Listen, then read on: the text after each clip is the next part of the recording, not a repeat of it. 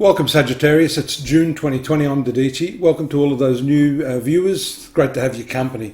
We're going to take a look at your horoscope here. I'm going to start to animate it so we can see what's going on here. This month, as you see from the heading, it's a new slate. New slate can only take place when you revise and you go back over what's been happening in the past. See all these retrograde planets, including Venus right now in your 7th house here. It's undergone what we call combustion. And recently also the karmic point, the north node, or what we call Rahu, has moved into this sector. So this is an important weight on your 7th house of relationships. The retrogression of Venus, of course, which is the 11th house. This is the marital planet ruling your zone of fulfillment. Now, some of you may have had plans with the person you love.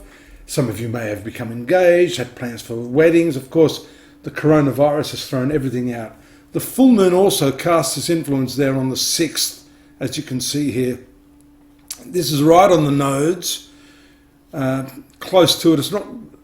It's an eclipse, and this is influencing your marital affairs as well.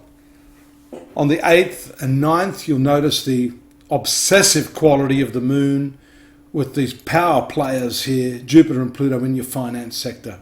There may be some element of control that you're working through at that time over the way your finances are being dealt with.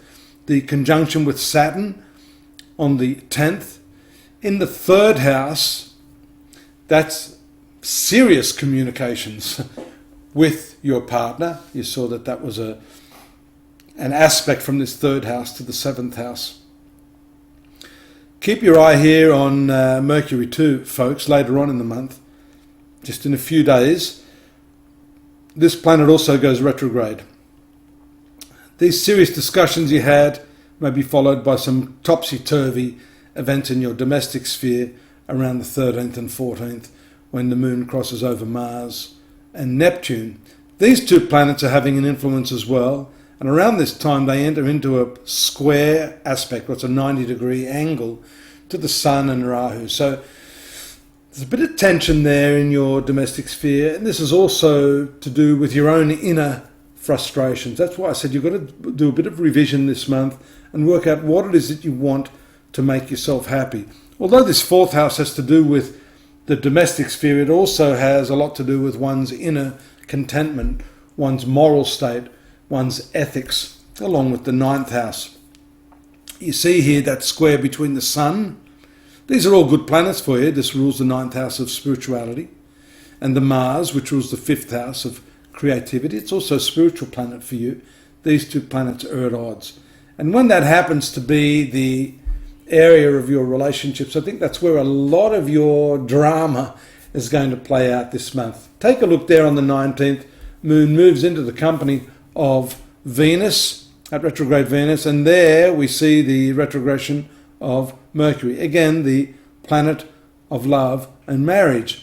So again, we can't escape it. This month, the clean slate I'm talking about is really Control-Alt-Delete, clearing up all of that stuff in your relationship sector. There's the new moon on the 21st, 22nd, showing us that stage of intimacy also necessarily needs to be worked on. You're not going to find it easy dealing with other people while Mercury is retrograde.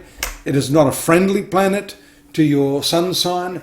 Therefore, when an unfriendly planet is retrograde, you have to basically back off and just wait for that to resolve itself. That's not going to happen quickly. Although I will tell you that right there on the 24th, Venus goes stationary and then direct. So there's still hope yet this month to resolve some of the problems that I've seen there.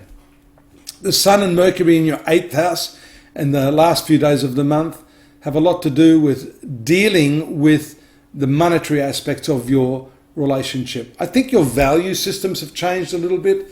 If you're in a marital or de facto relationship, you're starting to find that cleaning the slate, which is the key phrase for you this month, has a lot to do with finding some sort of compromise in the financial and value arena. 11th house is good for you on the 28th and 29th. This sort of completes the month with a little bit more of social activity. That may not be so good if you still have this part of your life hanging over your head. You're not going to enjoy things so much. The very last day of the month completes in this 12th house. Again, a low-key part of the horoscope, simultaneously with Mars moving into this sign of Aries. That's going to revive your creativity, and I want to talk about that next month because we've reached the 30th.